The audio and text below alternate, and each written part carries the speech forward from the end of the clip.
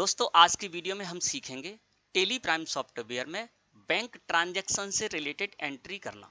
मतलब आपकी जो भी फर्म है, आपकी जो भी कंपनी है, उसके बैंक अकाउंट है और बैंक में जो अकाउंट है उन अकाउंट के माध्यम से आप जो भी ट्रांजैक्शन करते हैं, जो भी लेन देन करते हैं, उसको किस तरह से आप टेली प्राइम सॉफ्टवेयर में रिकॉर्ड करेंगे, यानी किस तरह से आप एंट्री करेंगे। इसका एक बहुत ही सरल तरीका आज की वीडियो में आपको बताया जाएगा। दोस्तों गेटवे ऑफ टेली मुख्य मेन्यू है और यहाँ से मैं चलता हूँ सीधे बाउचर्स में। मैंने बाउचर्स को सिलेक्ट करके एंटर प्रेस किया। जब आप इस जगह पर आएंगे तो कोई ना कोई बाउचर आपको ओपन होकर मिलेगा। अब यहाँ पर सबसे पहले ये जान लेते हैं कि बैंक अकाउंट से रिलेटेड जो भी ट्रांजैक्शन, जो भी लेन देन आप करेंगे, उनकी एंट्री आपको किन किन बाउचर में करनी है। तो दोस्तों इस तरह के जो बैंक ट्रांजैक्शन से रिलेटेड आप एंट्री करेंगे, उनके लिए सिर्फ और सिर्फ आप 3 बाउचर का यूज करेंगे: पेमेंट बाउचर, रिसिप्ट बाउचर और कॉन्ट्रा बाउचर। इसके अलावा अन्य किसी बाउचर में आपको इस तरह के जो ट्रांजैक्शन करेंगे बैंक से रिलेटेड, उनकी एंट्री नहीं करनी है। सिर्फ 3 बाउचर आपको यूज करने हैं: पेमेंट, रिसिप्ट और कॉन्ट्रा बाउचर। अब सबसे पहले ये जान लेते हैं दोस्तों कि पेमेंट बाउचर में आपको कौन सी एंट्री करनी है। पेमेंट बाउचर में आपको जो बैंक से रिलेटेड एंट्री करनी है, तो आपके जो भी बैंक अकाउंट हैं, उन बैंक अकाउंट से आप किसी को भी पे करते हैं, है ना, तो उसकी एंट्री दोस्तों आपको पेमेंट वाउचर में करनी है। कुछ एग्जांपल मैं आपको यहाँ पर बताने वाला हूँ। जब भी दोस्तों आप पेमेंट वाउचर में एंट्री करने आए, तो मैंने जो पेमेंट वाउचर ओपन कर रखा है ये सिंगल एंट्री मोड में है। अगर आपके में टेली प्राइम सॉफ्टवेयर में इस तरह का पेमेंट वाउचर ओपन होकर नहीं आ रहा है, तो आप क्या कीजिए, साइड में आइए और साइड में यहाँ पर आपको एक बटन मिलेगा चेंज मोड, है ना। आपको चेंज मोड पर माउस क्लिक कर देना है। जैसे ही आप चेंज मोड पर माउस क्लिक करेंगे तो आपके सामने यहाँ पर चेंज वाउचर मोड लिखकर आ जाएगा, है ना।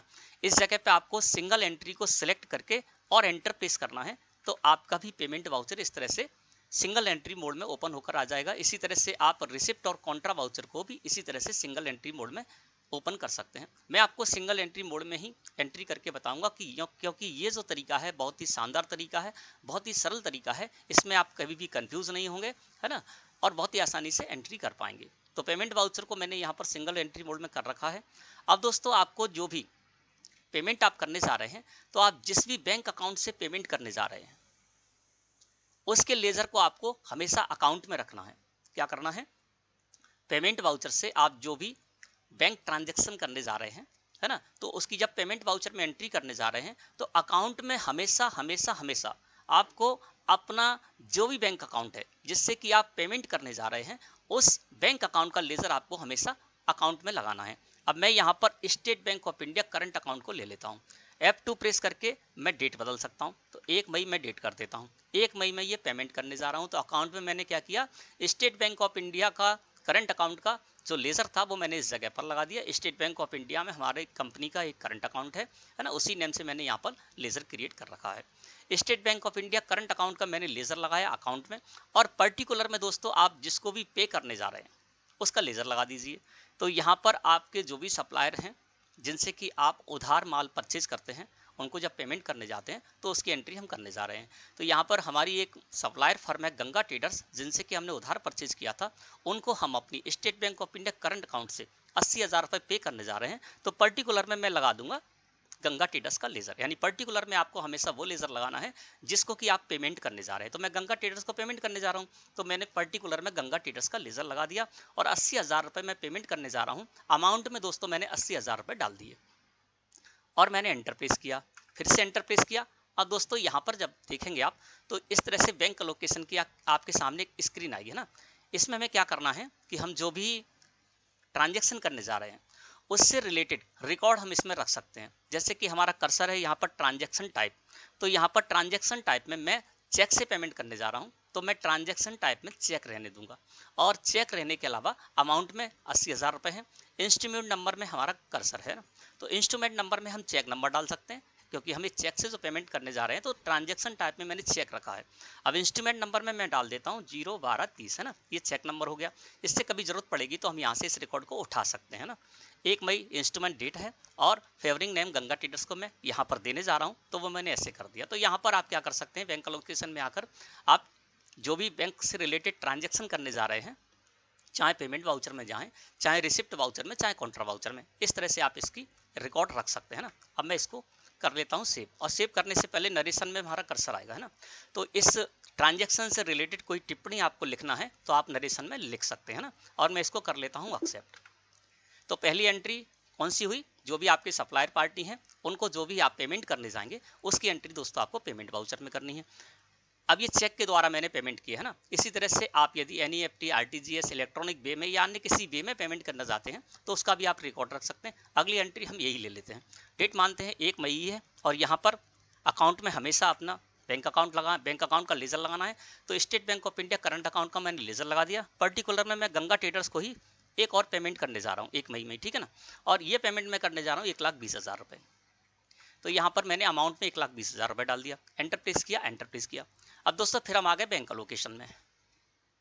ट्रांजैक्शन टाइप में बाय डिफॉल्ट यहाँ पर चेक सिलेक्ट होकर आया है। तो क्या करेंगे, हमको चेक से तो पेमेंट करने नहीं जा रहे, हम इलेक्ट्रॉनिक वे में यानी एनईएफटी से हम पेमेंट करने जा रहे हैं। तो दोस्तों आपको क्या करना है, ट्रांजैक्शन टाइप में दूसरा ट्रांजैक्शन टाइप यदि आपको इसमें रखना है तो आप स्पेस की प्रेस करिए। मैंने स्पेस की प्रेस की कीबोर्ड से। जैसे ही मैंने स्पेस की प्रेस की कीबोर्ड से, तो साइड में देखेंगे आप तो यहाँ पर ट्रांजैक्शन टाइप आपको लिखा हुआ मिलेगा, है ना। अब इसमें से आप चेक से पेमेंट करने जा रहे हैं तो ट्रांजैक्शन टाइप में चेक सेलेक्ट करके एंटर प्रेस कर दीजिए। ई फंड ट्रांसफर करने जा रहे हैं, एनईएफटी, आरटीजीएस के द्वारा करने जा रहे हैं, तो वो आप यहाँ पर सिलेक्ट कीजिए। तो ट्रांजैक्शन टाइप में आपका ई फंड ट्रांसफर आ जाएगा। अदर जो भी यहाँ पर है ट्रांजैक्शन टाइप, उनके अलावा कोई दूसरा ट्रांजैक्शन टाइप है तो आप अदर कर सकते हैं। इसके अलावा यहाँ पर देखेंगे तो शो मोर भी आपको मिल रहा है। ये जो ट्रांजैक्शन टाइप में है, इनके अलावा और कोई ट्रांजैक्शन टाइप आपको चाहिए तो आप शो मोर पर, यहाँ पर शो मोर ओपन हो रहा है ना, शो मोर को सिलेक्ट कीजिए और एंटर प्रेस कीजिए। जैसे आप शो मोर को सिलेक्ट करके एंटर प्रेस करेंगे तो कुछ और ट्रांजैक्शन टाइप आ जाएंगे। तो और डीपली आप ट्रांजैक्शन टाइप को यहाँ पर सेट कर सकते हैं। जैसे एटीएम है, कार्ड है, चेक है, ईसीएस है, ई फंड ट्रांसफर है। इस तरह से जो भी यहाँ पर ट्रांजैक्शन टाइप में वो शो रहा है। अब इसमें से जो भी ट्रांजैक्शन टाइप आपको रखना है वो आप ले सकते हैं। तो ये मैं जो करने जा रहा हूँ वो मैं ई फंड ट्रांसफर करने जा रहा हूँ, है ना। तो मैंने यहाँ से ई फंड ट्रांसफर को सिलेक्ट किया और एंटर प्रेस किया। तो देखिए ट्रांजैक्शन टाइप में आ गया ई फंड ट्रांसफर, है ना। और इस जगह देखेंगे दोस्तों तो बहुत सारे आपको कॉलम्स हो रहे हैं ना। जैसे कि देखिए अकाउंट नंबर है, आईएफएस कोड है, बैंक नेम है, इंस्ट्रूमेंट नंबर है, फेवरिंग नेम है, बेनिफिशियरी कोड है, ईमेल आईडी है। ये सारे के सारे आपको यहाँ पर फीचर्स हो रहे हैं ना, ऑप्शंस हो रहे हैं, कॉलम्स हो रहे हैं, और इनमें आप इससे रिलेटेड जानकारी कर्सर ले जाकर और रख सकते हैं। अब ये जो बैंक लोकेशन आ रहा है, इसमें दोस्तों ये जो कॉलम आ रहे हैं उन कॉलम के लिए भी आप यहीं से सेटिंग कर सकते हैं। कौन सा कॉलम आपको चाहिए, कौन सा कॉलम नहीं चाहिए, तो इसकी सेटिंग आपको इसी स्क्रीन पर करनी होगी। जब आप बैंक अलोकेशन में हो तो यहाँ से आप F12 प्रेस कीजिए कीबोर्ड से। जैसे ही आप F12 प्रेस करेंगे कीबोर्ड से, आप आ जाएंगे दोस्तों कॉन्फ़िगरेशन में। कॉन्फ़िगरेशन में आएंगे तो यहाँ बहुत सारे आपको फीचर मिल रहे हैं। इनमें आप यस और नो की वैल्यू दे सकते हैं। अब यस जो इस जगह पर शो रहे हैं, यस है ना। यस से मतलब क्या है कि जो जैसे कि मान लीजिए सो फेवरिंग नेम है, ये यस है ना। यस है, इससे क्या हो रहा है कि बैंक अलोकेशन में फेवरिंग नेम का कॉलम आ रहा है और हम उसमें उससे रिलेटेड जानकारी डाल सकते हैं। जो नो है तो वो अभी उससे रिलेटेड कॉलम नहीं आ रहे हैं। और आप यदि उन कॉलम को चाहते हैं तो इसको यस कीजिए, इस स्क्रीन को एक्सेप्ट कीजिए, तो उससे रिलेटेड कॉलम आ जाएंगे ना। तो आप क्या करेंगे, आपको एंट्री करते समय जो कॉलम चाहिए हुए बैंक अलोकेशन में उनको आप यस कर दीजिए, और जो आपको नहीं चाहिए है ना, पहले से शो रहे हैं और आपको नहीं चाहिए तो आप उसको नो कर सकते हैं, ठीक है ना। अब जैसे मैं यहाँ पर शो रिमार्क लिखा हुआ है इस जगह पर, है ना, मैं इसको कर देता हूँ यस, और यस करके मैं इसको एक्सेप्ट कर लूंगा। तो क्या होगा, रिमार्क का एक कॉलम आ जाएगा बैंक अलोकेशन में, है ना। तो इसी तरह से आप कोई भी कॉलम ला सकते हैं और उसको हटा भी सकते हैं। अब मैं इसको इस तरह से एक्सेप्ट कर लेता हूं। अब इस जगह जब आप देखेंगे तो देखिए यहाँ पर रिमार्क का एक कॉलम आ गया, है ना। तो आप उससे रिलेटेड यहाँ पर जानकारी रख सकते हैं। अब इस जगह पर मैं फिर से ले लेता हूँ ई फंड ट्रांसफर। मैंने स्पेस की प्रेस की, ई फंड ट्रांसफर को यहाँ पर ले लिया। इस जगह पर आ गए अकाउंट नंबर, जो भी आपको इससे इस जो ट्रांजैक्शन करने जा रहे हैं उससे रिलेटेड जो भी आपको जानकारी रखनी है आप रख सकते हैं। गंगा ट्रेडर्स को जो आप पेमेंट करने जा रहे हो किस अकाउंट में किया है, उनके अकाउंट नंबर डाल सकते हैं, उसका आईएफएस कोड डाल सकते हैं। बैंक नेम में कर्सर है, बैंक नेम में क्या है कि मैं स्पेस की प्रेस कर देता हूं तो देखिए यहाँ पर साइड में लिस्ट ऑफ बैंक्स आपके सामने इस तरह से खुलकर आ जाएगा। अब यहाँ पर क्या है कि नॉट एप्लीकेबल और स्पेसिफाई बैंक, ये दो ही कॉलम आ रहे हैं। इसलिए आ रहा है दोस्तों क्योंकि ये एजुकेशनल वर्जन है और इसके अलावा ऑफलाइन में इसको यूज़ कर रहा हूँ। जब आप ऑनलाइन यूज़ करेंगे और लाइसेंस वर्जन यूज़ करेंगे तो लिस्ट ऑफ बैंक्स में से जो भी अपने देश की मुख्य बैंक हैं और अन्य देश की भी हैं, वो सारी की सारी इस लिस्ट में आ जाएंगे, उसको आप यहाँ से ले सकते हैं। लेकिन मैं चाहूँ तो इसको स्पेसिफाई बैंक नेम कर देता हूँ, है ना। स्पेसिफाई बैंक नेम किया मैंने इस जगह पर, और यहाँ पर बैंक का नेम डाल सकते हैं। मैं यहाँ पर मान के चलता हूँ XYZ में डाल देता हूँ। तो आप इस तरह से जो भी नेम डालना चाहें वो आप यहाँ पर डाल सकते हैं। ठीक है, इसको कर दिया तो देखिए बैंक नेम में आ गया। अब इंस्ट्रूमेंट नंबर, ये जो ई फंड ट्रांसफर आप करने जा रहे हैं इसमें चेक नंबर के द्वारा यूज कर रहे हैं आप, तो यहाँ पर इंस्ट्रूमेंट नंबर में इंस्ट्रूमेंट नंबर डाल सकते हैं। इस तरह से जो भी कॉलम है उन कॉलम को आप कैसे ला सकते हैं, कैसे हटा सकते हैं वो मैंने बता दिया, और किस तरह से आपको ट्रांजैक्शन से संबंधित डिटेल यहाँ पर रखनी है जिससे कि रिकॉर्ड रहे आपके पास इस ट्रांजैक्शन से रिलेटेड, है ना। तो इस तरह से आप इसको कर सकते हैं। मैं इसको कर लेता हूँ एक्सेप्ट। अब ये दूसरी मैंने एंट्री कर दी और मैंने आपको बता दिया कि इस तरह से आप किसी और ट्रांजैक्शन मोड में भी एंट्री कर सकते हैं पेमेंट वाउचर में, है ना। इसी तरह से रिसिप्ट और कॉन्ट्रा वाउचर में भी आप इसका यूज करेंगे। मैं बार बार और आगे नहीं बताऊंगा इस चीज को, है ना। अब इसके बाद दोस्तों मैंने क्या करना है कि जो बैंक चार्जेस हैं उसकी एंट्री भी आपको इसी में करनी है। बैंक क्या करता है, बैंक जो हमें सुविधाएं देता है उसके बदले में कुछ चार्जेस भी लेता है, तो उन चार्जेस की एंट्री भी दोस्तों हमको पेमेंट वाउचर में ही करनी है। तो स्टेट बैंक ऑफ इंडिया में हमारा जो करंट अकाउंट है तो उन्होंने हम पे कुछ चार्ज किया है, यानी हमने चेक बुक उनसे इशू कराई है, तो चेक बुक इशू चार्ज लगाया है उन्होंने 354 रुपये, जिस पर 300 रुपये तो चार्ज है और 18% उस पर CGST, 9% CGST और 9% SGST लगाया, नहीं 18% उस पर GST भी लगाया है।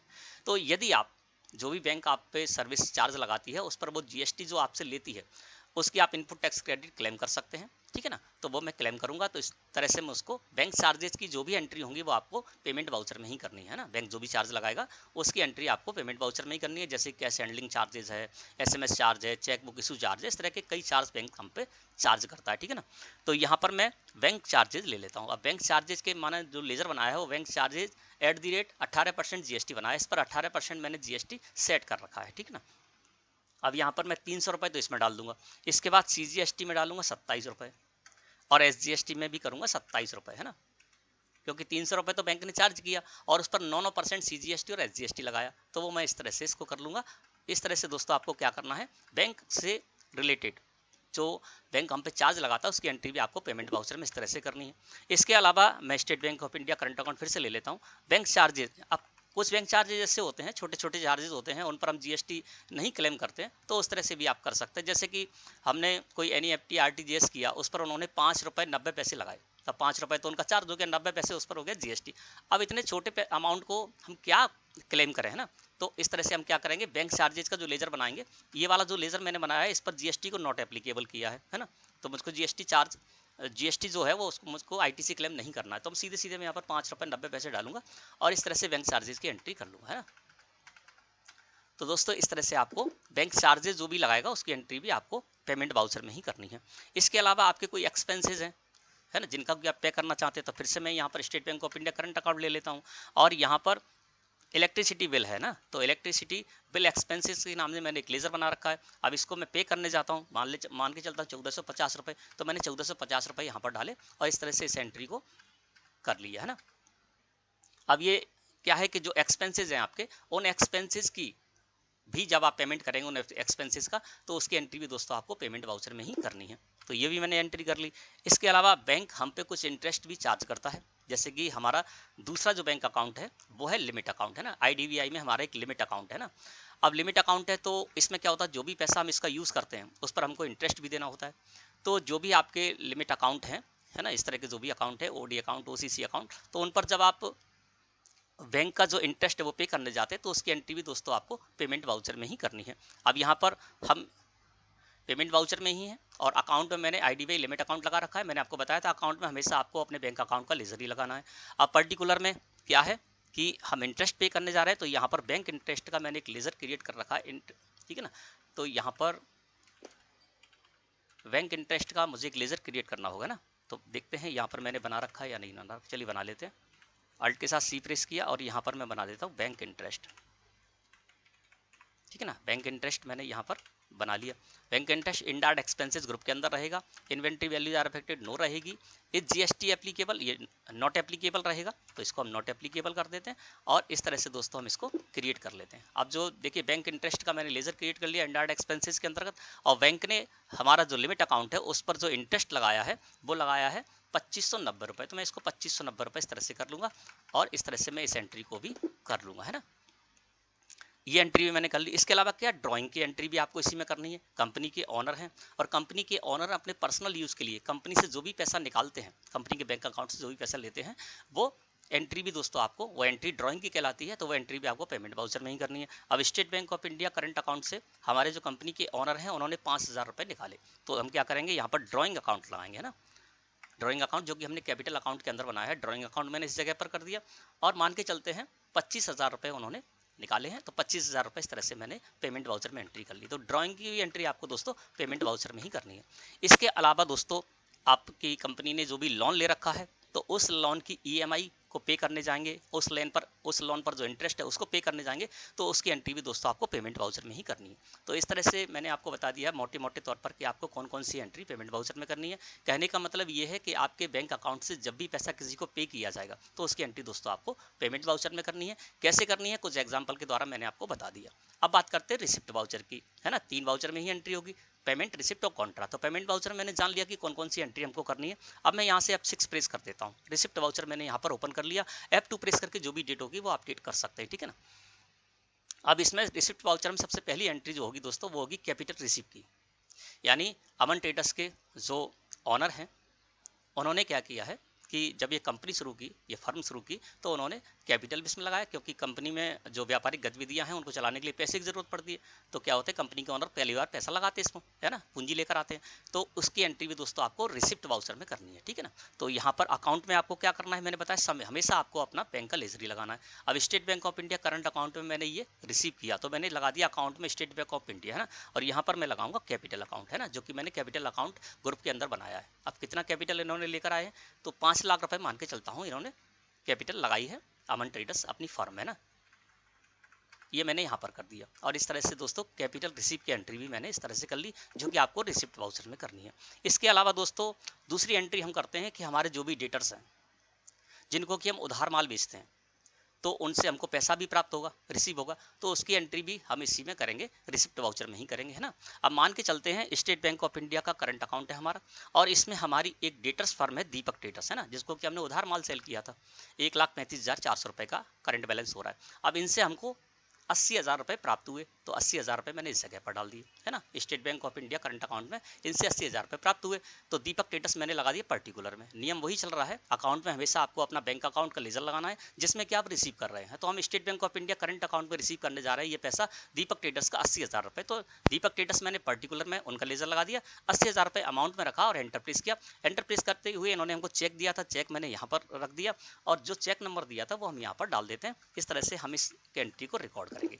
तो कहने का मतलब ये है कि जब आपके जो भी बायर हैं जिनको कि आपने उधार माल सेल किया था और उनसे आपको पेमेंट रिसीव होता है ना, तो उसकी एंट्री भी दोस्तों आपको रिसिप्ट वाउचर में ही करनी है।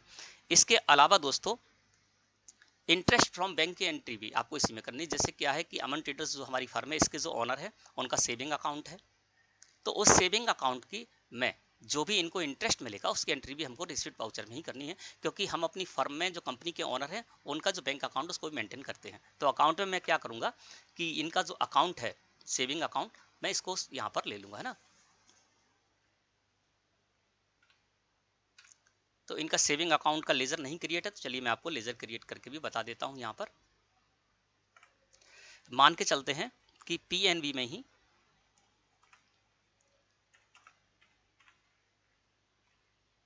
पीएनबी बैंक मैं सेविंग अकाउंट बनाने जा रहा हूं, तो यहां पर मैंने कर दिया पीएनबी बैंक और ऐसे, है ना, सेविंग अकाउंट इस तरह से कर दिया। अब ये किसके अंडर आएगा, ये भी बैंक अकाउंट के अंदर ही आएगा, तो मैं इसको बैंक अकाउंट के अंदर ले लेता हूं। और यहाँ पर जो भी बैंक से रिलेटेड होगी जानकारी वो मैं यहाँ पर डाल दूंगा। इनका जो नंबर है वो इस तरह से मैं इस जगह पर डाल दूंगा। इसको मैंने इस तरह से क्रिएट कर लिया।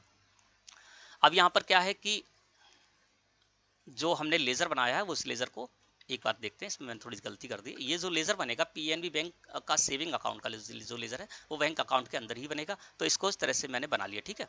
अब मैं पर्टिकुलर में आ गया। पर्टिकुलर में क्या करना है, हमको इंटरेस्ट फ्रॉम बैंक के नेम से एक लेजर क्रिएट करना था, तो यहाँ पर इंटरेस्ट फ्रॉम बैंक के नेम से मैंने लेजर क्रिएट कर लिया, क्योंकि जो सेविंग अकाउंट है उस पर जो भी पैसा होता है उसका ब्याज मिलता है ना, तो उसी इंटरेस्ट को जो इंटरेस्ट रिसीव हो रहा है उसी की एंट्री मैं यहाँ पर करने जा रहा हूँ। और इंटरेस्ट फ्रॉम बैंक का जो लेजर है वो मैंने कैपिटल अकाउंट के अंदर रखा है, क्योंकि इसका पैसा कैपिटल अकाउंट में जाएगा, क्योंकि ये जो पैसा है वो कंपनी के ओनर का है, कैपिटल का है ना।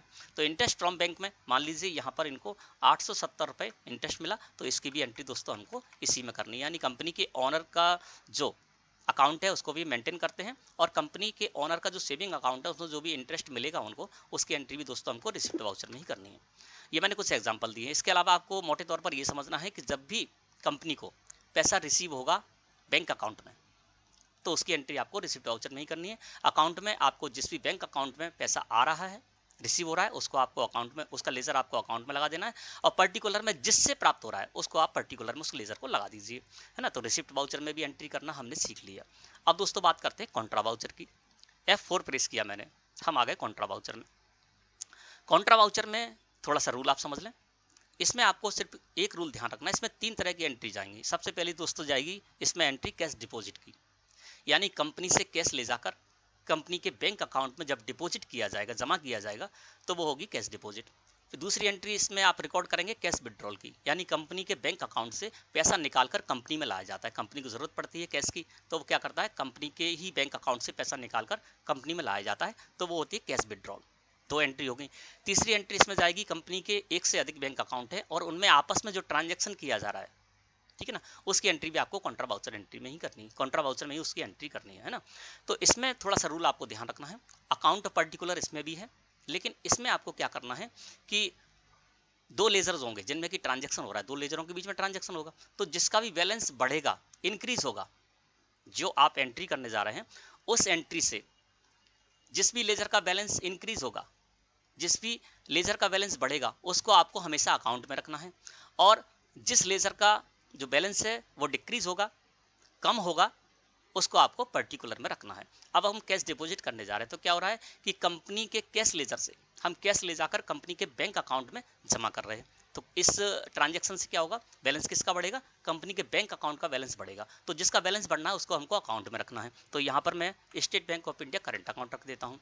अब जिसका घटेगा, डिक्रीज होगा, है ना, बैलेंस, उसको हमको इसमें रखना है। तो जब हम कैश डिपॉजिट करने जा रहे हैं, तो जो कंपनी में कैश है उसको हम कैश लेजर बोलते हैं, तो कैश लेजर का जो बैलेंस है वो कम होगा, क्योंकि कैश लेजर से ले जाकर पैसे हम कंपनी के बैंक अकाउंट में ले जा रहे हैं। तो पर्टिकुलर में मैं लगा दूंगा कैश, यानी जिसका कम होना है बैलेंस, डिक्रीज होगा, उसको हम इस जगह पर लगा देंगे। और कितना पेमेंट है, कितना हम जो है ना कैश डिपॉजिट करने जा रहे हैं, तो मान के चलते 1,20,000 रुपये हम डिपॉजिट करने जा रहे हैं, कैश डिपॉजिट। तो एक यहाँ पर मैंने डाल दिया 1,20,000 रुपये, ठीक है ना। और यहाँ पर आपको इससे रिलेटेड जानकारी दे देनी है।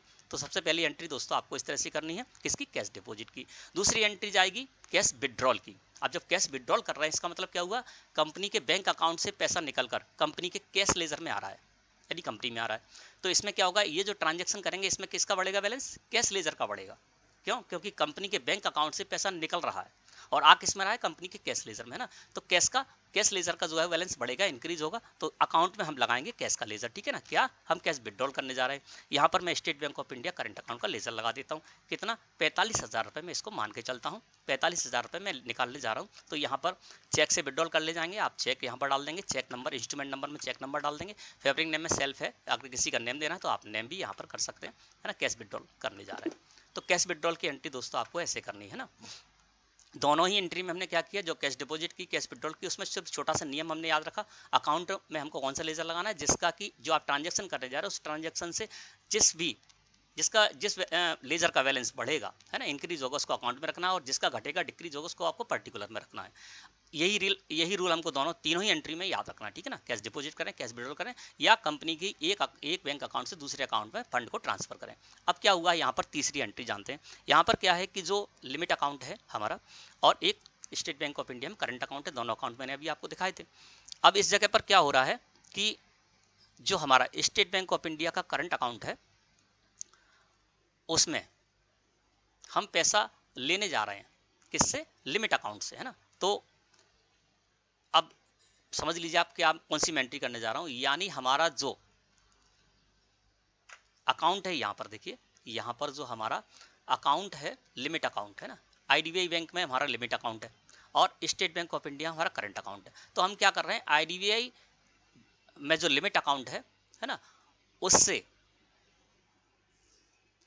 हम पैसा निकाल कर ला रहे हैं, किसमें, पैसा ट्रांसफर कर रहे हैं state bank of India current account में। तो पैसा किस में आ रहा है, state bank of India current account में। तो यहाँ पर मैंने कर दिया स्टेट बैंक ऑफ इंडिया और करंट अकाउंट का लेजर लगा दिया, यानी बैलेंस किसका बढ़ेगा, इस ट्रांजैक्शन से बैलेंस बढ़ेगा state bank of India current account का, क्योंकि जो लिमिट अकाउंट है उससे हम पैसा जो ट्रांसफर कर रहे हैं, किसमें, state bank of India current account में। तो बैलेंस बढ़ेगा इस ट्रांजैक्शन से state bank of India current account का। तो अकाउंट में मैंने लगा दिया state bank of India current account का लेजर, और यहाँ पर ले लेते हैं हम आईडीबीआई लिमिट अकाउंट, है ना। और इससे कितना हम पैसा लेके जा रहे हैं, इसमें 2 लाख रुपए, ठीक है ना। और जैसे ही मैं एंटर प्रेस करूंगा तो ये 928 है, उसकी जगह 1128,190,10 हो जाएंगे, है ना। तो ये देखिए मैं एंटर प्रेस करता हूँ और एंटर प्रेस करके इससे रिलेटेड आप यहाँ पर जानकारी रख सकते हैं। देखिए 11,28,190 रुपए इसका बैलेंस हो गया, क्योंकि इंक्रीज हुआ। और जिसका इंक्रीज होना था इस एंट्री से, उसको हमको अकाउंट में लेजर लगाना था, तो मैंने state bank of India current account का लेजर यहाँ पर लगा दिया। तो इसमें क्या करना है, जब आप दोस्तों यहाँ पर कंपनी के ही 2 बैंक अकाउंट हैं, उनमें आपस में जब ट्रांजैक्शन होता है तो उसमें भी आपको यही रूल याद रखना है कि जो आप एंट्री करने जा रहे हैं उस एंट्री से किस बैंक अकाउंट का लेजर जो है, किस बैंक अकाउंट का लेजर इंक्रीज होगा, है ना, बैलेंस बढ़ेगा, उसको आपको अकाउंट में लगाना है। और जिसका घटेगा उसको आईडीबीआई लिमिट अकाउंट में लगाना है, जैसे कि मैंने इस तरह से पर्टिकुलर में लगाना, ठीक है ना। जैसा कि मैंने इस एंट्री में किया, आईडीबीआई लिमिट अकाउंट से 2 लाख रुपए, ठीक है, मैं लेके गया state bank of India current account में। तो state bank of India current account का जो लेजर था वो इंक्रीज हुआ उसका अमाउंट, तो मैंने उसको लगा दिया अकाउंट में। और डिक्रीज हुआ आईडीबीआई लिमिट अकाउंट का जो बैलेंस, तो उसको मैंने लगा दिया पर्टिकुलर में। और इस तरह से मैंने इस एंट्री को सेव कर लेना है। तो दोस्तों इस तरह से आपको क्या करना है, इन तीनों वाउचर में एंट्री करनी है। अब दोस्तों एक बात बताते हैं आपको कि जैसे मान लीजिए हमने जो एंट्री की, हम यहाँ पर आ जाते हैं डे बुक में चलते हैं, और डे बुक में जाने के बाद यहाँ पर दोस्तों जो भी हमने एंट्री की है वो सारी एंट्री इस जगह पर शो होंगी। जैसे कि पेमेंट एंट्री मैंने ये ओपन किया, तो ये सिंगल एंट्री मोड में है ना। अगर आप डबल एंट्री मोड में करना चाहते हैं तो डबल एंट्री मोड में भी कर सकते हैं। और आप एक काम और कर सकते हैं कि यहाँ पर आप एंट्री तो कर रखे हैं सिंगल एंट्री मोड में, मैंने सारी जो एंट्री की हैं पेमेंट की हैं या रिसिप्ट की हैं, सारी की सारी सिंगल एंट्री मोड में कर रखी हैं। लेकिन आप चाहें तो इनको डबल एंट्री मोड में भी रख सकते हैं। इसके लिए आप क्या करें, कोई भी एक वाउचर एंट्री को ओपन कर लीजिए, या बाहर है बाहर से भी आप सेटिंग कर सकते हैं। मैं यहाँ पर क्या करता हूँ, पेमेंट वाउचर की एंट्री को ओपन कर लेता हूँ, और ओपन करने के बाद इस जगह पर आ गया। अब मैं इसको चेंज मोड कर देता हूँ, साइड में आएंगे बटन बार है, यहाँ पर चेंज मोड कर देते हैं। तो ये मैं इसलिए बता रहा हूँ क्योंकि आप सिंगल एंट्री मोड में कर लेते हैं, ये आसान तरीका है। और आप चाहते हैं कि आप इस डबल एंट्री मोड में आपको ये शो हो, तो वो भी आप कर सकते हैं। इसके अलावा आप ये देखना चाहते हैं कि सिंगल एंट्री मोड में मैंने किया, अगर इसको हम डबल एंट्री मोड में करते हैं तो कौन सा अकाउंट जो है, कौन सा लेजर क्रेडिट होगा, कौन सा डेबिट होगा। जैसे पेमेंट पे यदि हम करते हैं तो पेमेंट में यहाँ पर जो पेमेंट मैं करने जा रहा हूँ state bank of India current account का लेजर है, गंगा ट्रेडर्स का लेजर है, लेकिन यहाँ पर कहीं क्रेडिट डेबिट और 2Y नहीं है ना। तो यदि आप देखना चाहते हैं कि क्रेडिट डेबिट हमने किसको करेंगे, अगर हम क्रेडिट डेबिट से करते हैं तो आप क्या करें, एंट्री तो भले ही सिंगल एंट्री मोड में कर लें, बाद में इसको आप डबल एंट्री मोड में रखना चाहते हैं तो रख सकते हैं। इसके अलावा आप ये सीखना चाहते हैं कि जो हम एंट्री यदि इसको हम डबल एंट्री मोड में करते हैं तो कौन सा लेजर हमारा डेबिट होगा, कौन सा क्रेडिट होगा, तो वो भी जान सकते हैं। उसके लिए आप साइड में बटन बार है, यहाँ पर मैंने सारी एंट्री जो कर रखी थी वो सिंगल एंट्री मोड में कर रखी थी, अब मैं इसको डबल एंट्री मोड में करने जा रहा हूँ। चेंज मोड पर मैंने कर दिया क्लिक, चेंज मोड पर जैसे ही मैंने क्लिक किया हम आ गए चेंज वाउचर मोड में। यहाँ पर डबल एंट्री को सिलेक्ट करके मैंने एंटर प्रेस कर दिया, तो ये देखिए डबल एंट्री मोड में ओपन होकर आ गया, DR और CR में आ गया। F12 प्रेस कीजिए, 2Y में चाहिए आप 2Y में कर सकते हैं, F12 प्रेस कीजिए, और यहाँ पर जनरल डिटेल्स में जब आप आएंगे, ठीक है ना, और जनरल डिटेल्स में आने के बाद यहाँ पर use CR/DR instead of 2Y during voucher entries को नो करके एक्सेप्ट कर लीजिए, तो आपकी जो एंट्री है ना, इस जगह पर वो 2 और Y मोड में ओपन हो जाएंगे। अब मैं इसको क्या कर लेता हूँ, कंट्रोल के साथ A प्रेस करके इसको एक्सेप्ट कर लिया। अब मैंने केवल पेमेंट वाउचर में किया था, लेकिन ये तीनों ये सेटिंग जो है ना, पेमेंट, काउंटर और रिसिप्ट तीनों में ही हो गई होगी। पेमेंट की अब मैं दूसरी एंट्री देखता हूँ तो देखिए ये भी डबल एंट्री मोड में ही आपके सामने ओपन होकर आ गई। इसी तरह से मैं यहाँ पर कॉन्ट्रा वाउचर में जाता हूँ, तो कॉन्ट्रा वाउचर में भी हमने जो भी एंट्री की थी सिंगल एंट्री मोड में ही की थी। डबल एंट्री मोड में यदि आपको देखना है तो आप इसको सिलेक्ट कीजिए, एंटर प्रेस कीजिए, अब ये डबल एंट्री मोड में आपको शो होने लगेगी, है ना, सारी की सारी एंट्री। जिस तरह से मैंने ये एंट्री की, इसी तरह से मैंने जो ये एंट्री की थी इस तरह की, जिसमें कि हमने कंपनी की 2 अकाउंट थे उनमें ट्रांजैक्शन किया था, तो वो भी आपको यहाँ पर दिख रहा है कि क्रेडिट कौन सा लेजर हुआ है और डेबिट कौन सा लेजर हुआ है। तो और इस तरह से आप रखना चाहते हैं तो रख सकते हैं ना, 2Y भी बताया 2Y आप कर सकते हैं। अब चलते हैं रिसिप्ट वाउचर में। रिसिप्ट वाउचर में भी मैंने सारी जो एंट्री की थी सिंगल एंट्री मोड में की थी। अब यहाँ पर मैं इसको सिलेक्ट करके एंटर प्रेस करता हूँ, तो देखिए दीपक ट्रेडर्स ये है जिससे कि हमने रिसीव किया था 80,000 रुपये, तो ये देखिए डबल एंट्री मोड में आ गया। और यहाँ पर पता चल रहा है कि क्रेडिट इसमें होगा लेजर दीपक ट्रेडर्स का और डेबिट होगा state bank of India current account. तो आप इससे सीख भी सकते हैं, और इस तरह से आप डबल एंट्री मोड में करना चाहें कर सकते हैं, और आप चाहें तो सिंगल एंट्री मोड में एंट्री कीजिए, डबल एंट्री मोड में रख सकते हैं, डबल एंट्री मोड में एंट्री कीजिए, सिंगल एंट्री मोड में रख सकते हैं, और आगे आपको जैसी भी एंट्री करनी है उस तरह से आप सेटिंग कर सकते हैं चेंज मोड में जाकर। तो दोस्तों मैं समझता हूँ आज का टॉपिक आपको अच्छी तरह से क्लियर हो गया होगा। वीडियो अच्छी लगे तो लाइक करें। धन्यवाद।